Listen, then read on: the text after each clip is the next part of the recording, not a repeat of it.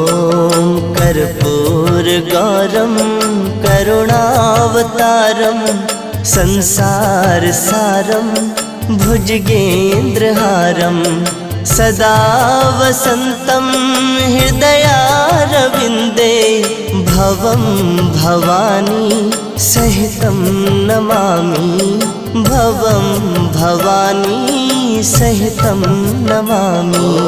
कर्पूरगौरं करुणावतारं संसारसारं